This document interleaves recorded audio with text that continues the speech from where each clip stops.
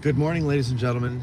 The first thing you might notice is something I think we have all longed for, and that is that the video is horizontal. And first of all, can you hear me? Because I turned the car on after I started, and I'm not sure that it connected to the microphone. So just let me know if you can hear before I continue with this. Not that it's so important to hear me, but I don't want to waste my breath if you can't hear. Just give you a visual. Okay, good. Gene can hear. Very well. So, sorry, I still haven't gotten new wipers. Today's my first day in 3 weeks where I don't have anything pressing to do. I just had breakfast with our buddy Eric Houston, and we talked about the JFK show, or not so much the show, but what we think about the whole JFK thing. And yeah. It was a nice breakfast at the Gettysburg Baking Company, of course. And we're gonna go for a little drive. I'm gonna go over to the studio. I have to get the audio from last night's show and put it up on the podcast feed, because that's going to be this week's podcast, being that it's a special anniversary.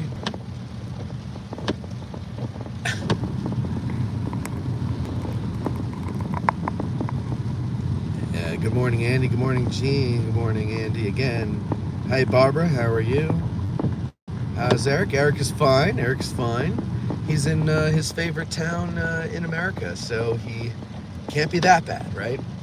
Picking up his daughter Elizabeth for Thanksgiving. She goes to the college. Elizabeth has been hanging around when we do That's What She Said, and she asked if she can come by last night for the JFK show.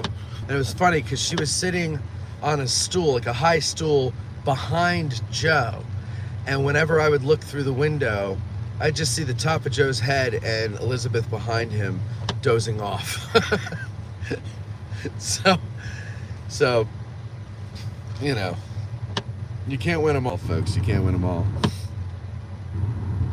But apparently she did find it more interesting when the Zapruder film was shown.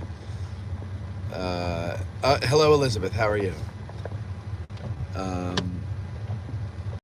Fraser, good morning, everyone. Wonderful show last night with Dr. Jen. Thank you very much. I will tell her.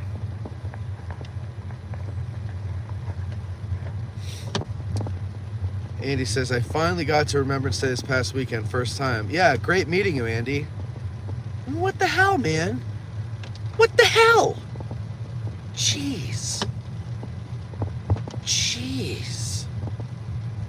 My windshield wipers are really driving me nuts.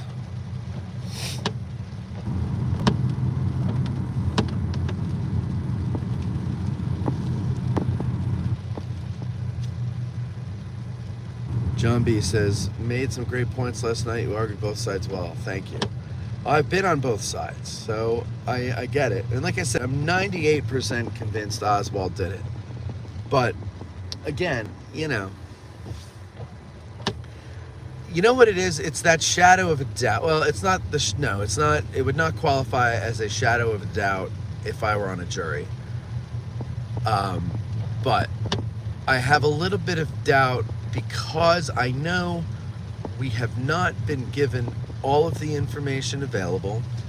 And not that means that the information that's redacted would show that there was a vast conspiracy.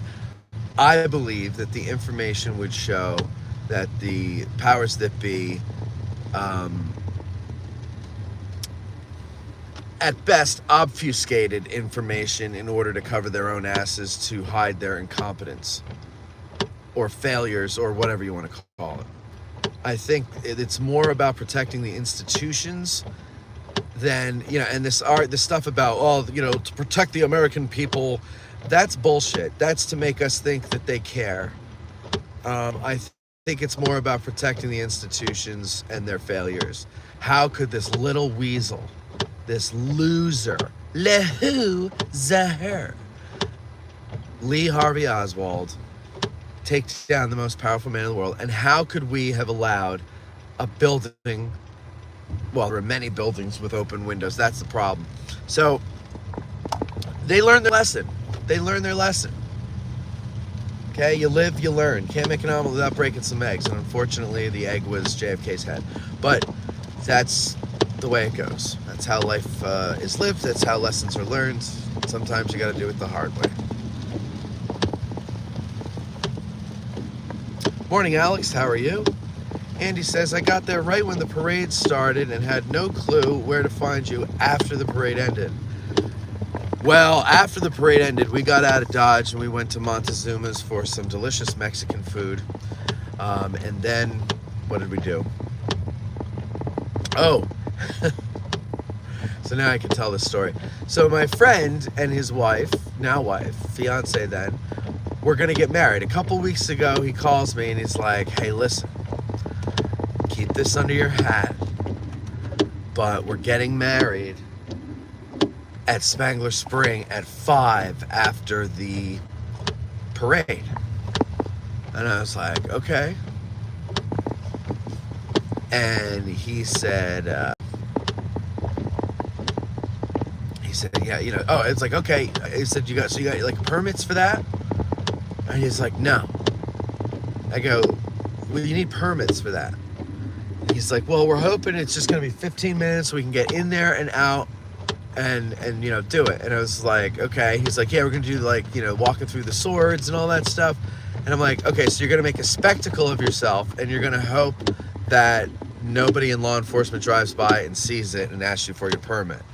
And he's like, well, a lot of other people are gonna be there dressed up in uniforms doing things. And I go, okay, great. So they go there early, like 2-ish, and to take pictures. But unbeknownst to them, his parents thought they were being cute and they went ahead and decorated the spring thing, whatever you call that, the Spangler Spring fountain. And of course, law enforcement drove by. Actually, I think they were called by a tattletale. And law enforcement came. And it's like, I got to talk to you. And like, what are you doing? And like, oh, well, we're getting married, you know. And he goes, yeah, I figured. And that's why I was called. You can't decorate the monuments. But the law enforcement officer was cool. He was like, do it now, but you got to have a permit for this, but do it now and get out of here. So they did it and got out. But I didn't know. And he showed me the text. He had sent a text, and then I showed him my texts, and I didn't receive it. And so I show up at 5, just before 5, as you know, I was told. They were still there, just kind of lulling about, I guess, taking more pictures and stuff. They had basically broken up. There were only like, you know, 4 or 5 of them left. And he told me the whole story, and so they were already married. So, but whatever, we gave him a card and some money, and that's that. So then after that, I went home. Because I'm an old man. We ordered pizza, and because I was like, forget it, I'm going to take a break from my keto diet. I'm getting pizza because it's quick and easy, and I've been outside all day on my feet. I just want comfort food. And so we had some za. Watched, what did we watch? We watched some movie. Wasn't particularly good. And then, that was it. Rich Condon texted me, he's like, what are you guys getting into tonight? And I said, our pajamas. And it was like 6:30. And that's when I realized I'm old. Because, you know, Rich is in his 30s still, so he's still starting to slow down like people do at that age, but he doesn't realize it yet that the party's over, so he still goes out till 2 in the morning sometimes and drinks. I can't do it anymore. I'd love to, I just can't. So, yeah. But then also I knew that Sunday we had the Fortenbaugh lecture, which I've been invited to. I think this was my 4th time being invited to it. And for whatever reason, there's always something else that I had going on. And I never went to it before, but I was like, I better start going because sooner or later these invitations are going to dry up if I don't. So I went. It was really fun. Very, very cool. They actually had a panel discussion with Jen Murray, Lorian Foote, and the gentleman's name escapes me. I didn't know him prior to it, so it's not in my lexicon of names. With all apologies to him, but and I thought it was really good. Pete Carmichael conducted, he moderated the panel, and Craig Simons, thank you, Gene, and he did a good job with that. It was fun. It's a fun group of people. I don't know where. I mean, I know where it comes from, but I don't see the stereotype of historians being stuffy with this crowd, and I don't know what it is. I've talked about it with Pete and Jen before. I think it's just a generational thing. I think people, let's say 55 and to down to 35 maybe, are a little bit more irreverent and relaxed, and they take things seriously, but they know how to blend in humor and stuff. And I don't know, it's just a fun group of people. And y'all love, we all love the same thing. We have a common interest. I don't know. It was a lot of fun. And Rich Condon introduced me to a new scotch, which was really good. Really good. Let's see here. We got some comments. Let's see. Ty says, was also there this weekend, but just walked around the battlefield, stayed away from the traffic. John B says, you make the appropriate conclusions with the data you have. It's all we can do. That's true. That's true. Andy said, I told my spouse to go to that restaurant and she wasn't feeling like Mexican. Well, it's a good one. And there was no wait. I bet you anywhere in town that you went to eat, there was a wait. Not at Montezuma's. It's off the beaten path. Chris says, whoops, lost it for a second there. Hold on. Chris says, the Venn diagram of JFK conspiracy theorists and Gettysburg ghost hunters is just one circle. Chris, I saw that last night. I feel like it must have been after the show. I saw you wrote that last night, and I read it to everybody, and we had a good laugh. Ty says, McNair ratted on them. Who did he rat on? Don says, good morning, Matt. Good morning, Don. And Donald, I met you this weekend. Nice to meet you. And then Gene helping with Craig's name there. Thank you very much, Gene. I'm so bad with names. It's really a bad trait, but nothing I can do about it. James says, I really enjoyed your JFK special last night, Matt. Thank you very much, James. I enjoyed it too. I had a lot of fun. McNair narked on the wedding. Oh, God. The wedding got McNaired. Yeah.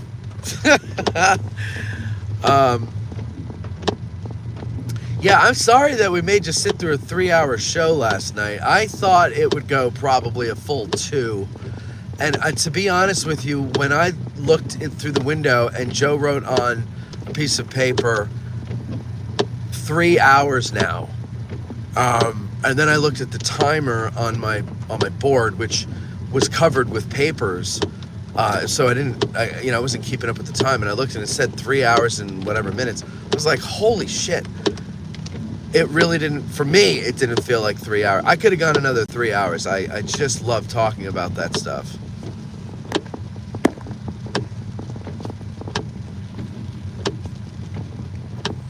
You've been McNaired.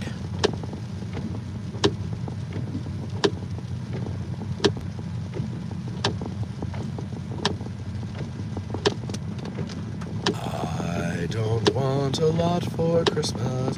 I noticed at Walmart, I went in there the other day and there was a Christmas song playing and I was like, oh, God damn it. It's not even Thanksgiving yet. But then the next song, normal song.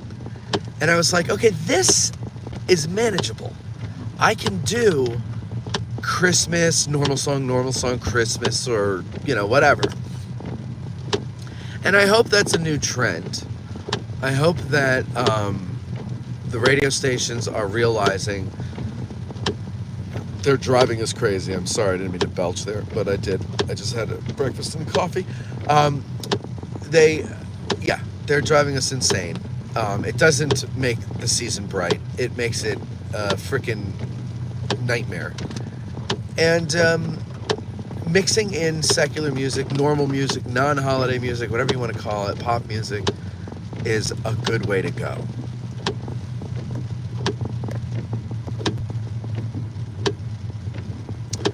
Gene says, last night's JFK show was really interesting, and I'm not even into the whole JFK assassination conspiracy thing. Oh, thank you. I'm glad you liked it. I hope people who really, I wonder, I have to talk to Elizabeth when she comes back and see what she thought about it, like get her full thoughts on it. Eric told me, some things, but I'd like to know like her impressions because I don't know how much she knew about it beforehand, if anything, and so I wonder if it was, because it's got to be confusing, as is anything. When you listen to people who know what they're talking about just start rattling off names and places and events and not explaining every one of them, it's got to be overwhelming. But then when you get to the Zapruder film, that's what's most interesting, because nobody can agree on what they're seeing, which just boggles my mind. Because I once saw a shot from the grassy knoll in my mind, because you know why? I was told that. Back and to the left. Also, I had never seen a human being shot. But guess what? The internet is an amazing thing. Because if you want, and I don't know why you would, you can see people being shot. Now, most of them like police videos, like body cam footage and stuff, and you see that, and you can see how the body reacts to being shot. And the one thing that's very interesting is you can't predict it. You cannot predict how the body's going to react to being shot. It's not like in the movies, and it seems to vary from person to person, from location of the wound, and all these things factor in. And once I kind of humbled myself and realized I don't know everything, and I don't know how a body will react when it's shot in the head, and neither do these freaking people that think they see a shot coming from the front, and then angles, positioning of people and heads and this and that. And when you get into all that stuff, you start to realize that, again, it's Occam's razor. Oswald did it, and it was all from the rear, and provable by science. But then it takes the fun out of it. That's what Eric and I were talking about at breakfast. It's fun when you start to call people who disagree with you that they want, and then they open their eyes and they consider the other side, and they find that they have the more compelling. And you know what's interesting too? This is another thing Eric and I were talking about. It seems to be, and this is a gross generalization here, so I don't want to hear this, well, I'm this age and I believe that. Hear me out.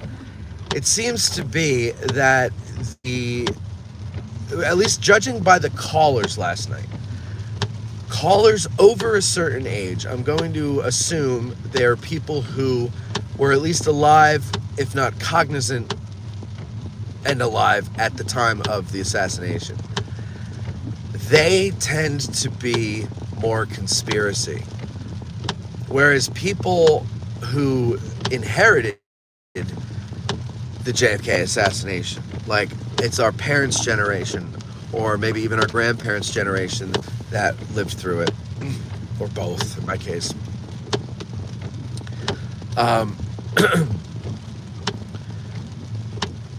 We are kind of split. Or we will at least consider both sides and leave a little bit of room for doubt. And I think that's interesting. And my theory on that is it's because the people who were alive in the 60s and the 70s, that was the explosion of conspiracy.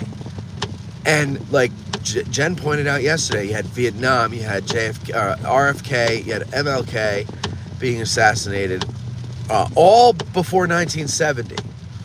And those are all traumas for the nation. And there's a lot of upheaval. You've got riots. I mean, it was a miserable time. And so, you know, and then later in the 70s, you got Watergate and everything. And so to believe that there was a conspiracy by the government when the government has been not treating you so well, I can see that. I can see why you would believe that the government's lying to you and that Oswald didn't act alone, and in some cases didn't even pull a trigger once. He was just, you know, pulling his pud, having fun in the lunchroom at the depository. Let's not forget, ladies and gentlemen, he's the only employee who left the depository after the assassination. Okay, moving on. I can see why more people would come down on that, but we had one caller who, I think by the time it was done, there were like 78 different shots. None of them were fired by Oswald. That's too much for me.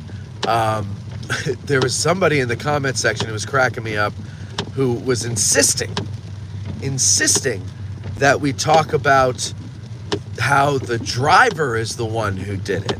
Now, anyone who's followed this stuff has heard this theory before, and I'll tell you this, even the wacky conspiracy theorists don't buy that one.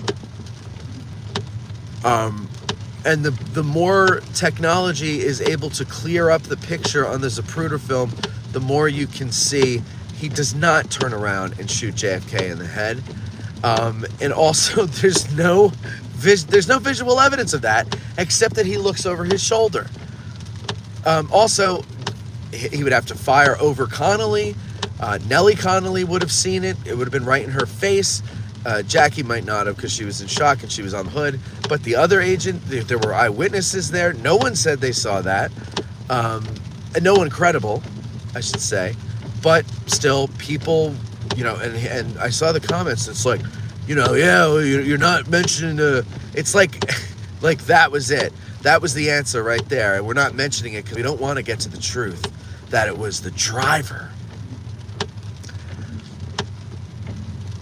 When you have 20 years or 30 years or 40 years of coming up, and you're in that generation, and you've come up, and all you're hearing all these are these stories, and not a lot of compelling evidence to the contrary that argues Oswald did it. And even the news, which is like the Fifth Estate, you know, like they're part of the government essentially, especially now. You know, even they're entertaining these conspiracy stories, and they'll push back a little, but you know, for the most part, they're entertaining. I can see how people over a certain age would have a really hard time believing Oswald did it. But then my generation comes along, and we are dispassionate about it. We are not emotional about it. We have no emotional tie to that day. We don't remember it. We weren't born. And so it is, or it can be, it's not for all of us, but it can be strictly academic, where we can look at everything and come to a conclusion. And that's why I'm very, not curious, I'm very, what's the word? Pleasantly surprised to find when I talk about this with people my age or in their 30s or even in their 50s, they tend to believe that Oswald did it. And they often just say Occam's razor right afterwards, but there's just more evidence on that side. I don't know. But but again, it's very fun to talk about it, but you say that, it's just not going to win you friends. It's not going to win you friends. Morning, Paul. How are you? Barbara says, yeah, what is this person doing? We having a medical episode here? Oh, it's probably a guide giving a tour.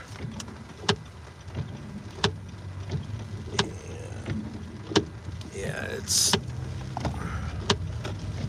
All right. Babber says, I didn't hear how you got the camera to broadcast in landscape mode.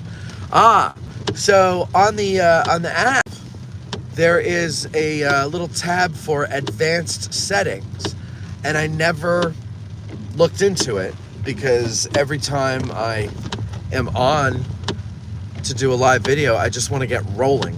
I just want to get on the road, so I just quickly go in and set it up. So yesterday, it was Monday. Yeah, Monday morning, I was going on my phone to set up the live feed for the JFK show, and I see the advanced settings thing, and I go, I wonder what this is. And I open it, and there it gives you the option of, it's recommended you do it portrait, and I think it's because they want you to, use it for stories. But they have the landscape mode there, and they say best if you want to get more in the shot. And I was like, why didn't you just make it so that I can turn the damn camera? So now I have that setting, and so from now on, we're going to do it the right way, which is landscape. Sorry it took me so long to be curious, but that's how I did it there.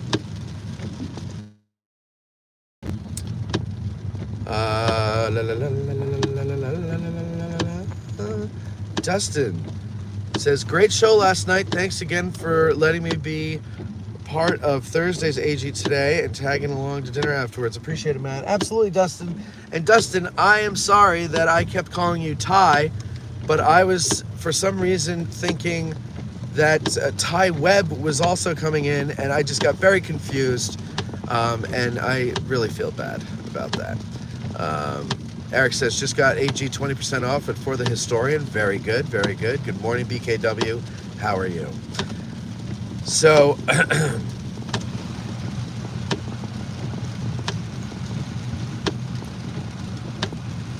we are on the Baltimore Pike, heading roughly southeast, and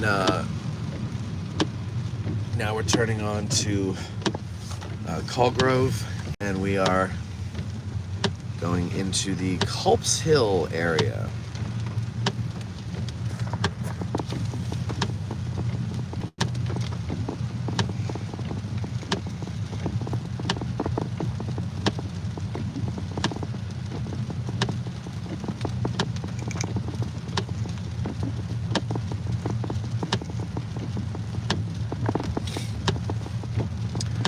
Ty, yeah, I don't know what I don't know why I confused the two of you. So I've met Dustin before. I don't know. Did I meet you, Ty? I don't remember. I meet a lot of people. It's hard to keep track, but sorry if we didn't. I don't remember. I'm sure if you remind me of when and where, I'll remember it, but.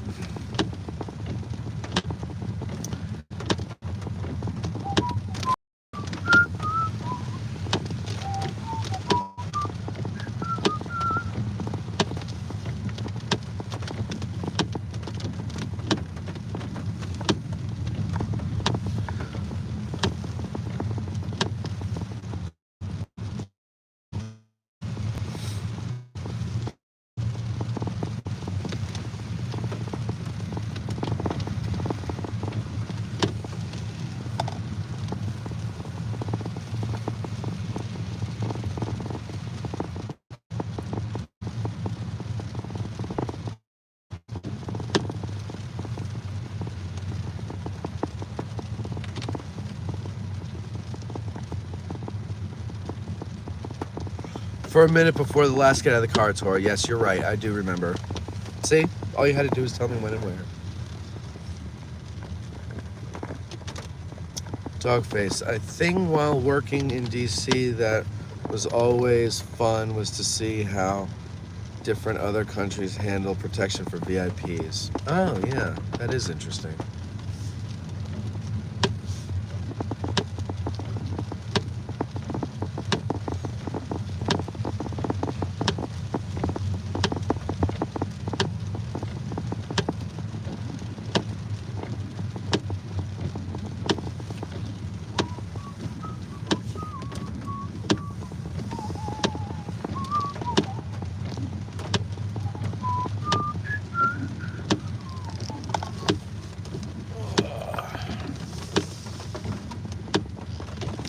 Oh man, this is much better when you can do it landscape. You can see so much more.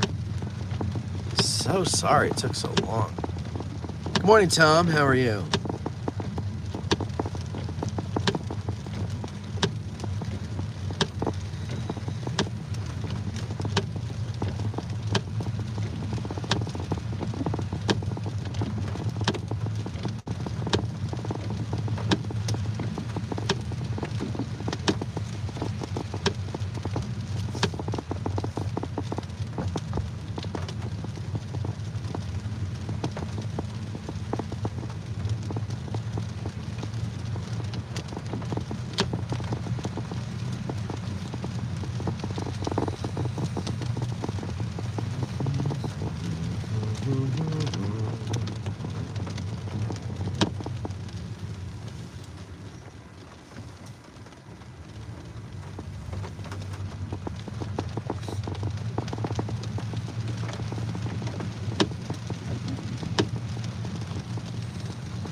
Yeah, another thing, for those of you who saw the JFK show last night, that I had written down to share with everybody, but forgot to bring in.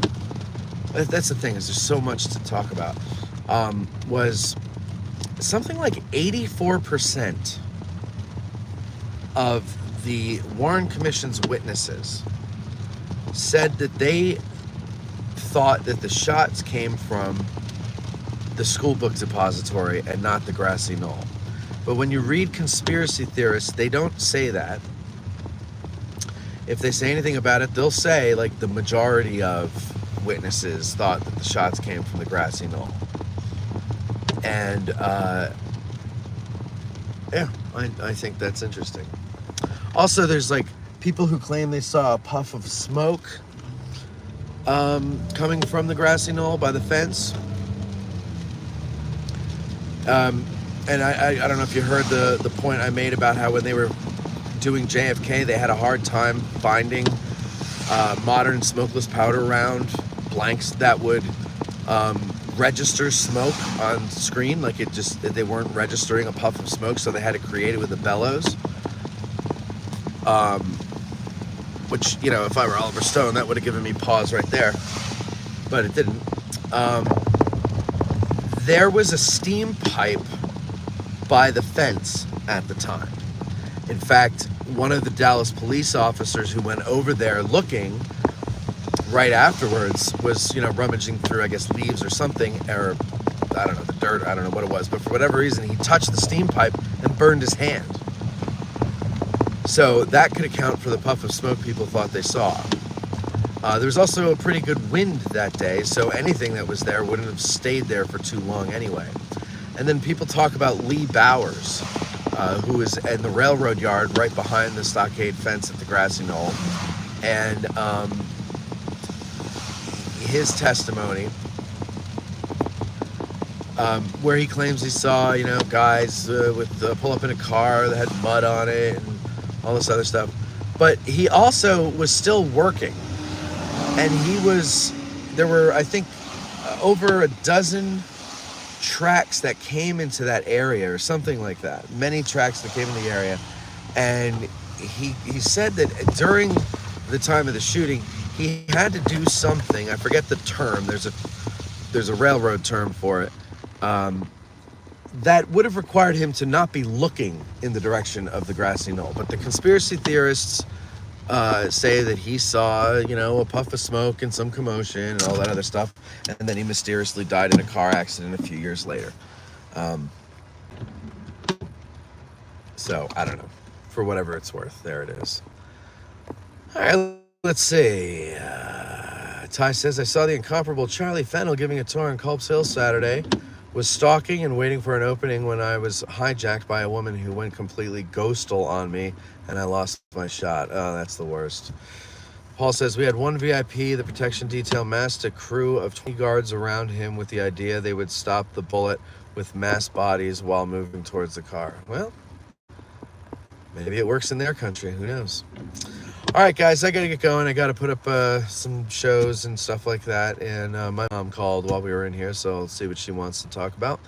And that's it. So you guys have yourselves a great day. Thanks for listening last night. If you did, if you didn't, and you're interested and you got 3 hours to waste, spare, it's there on YouTube right now, so you can go and watch it.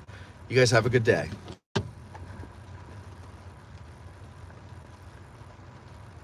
I did, Barbara. So Barbara says you should have done a poll last night to see which side the audience was on. We did. It was open until the end, and 51% came in on the side of Oswald did it. 51. And that's the thing. It's like, just like our presidential elections and everything else, we were just split down the middle on everything. But the 51% is correct. All right, you guys have a good day.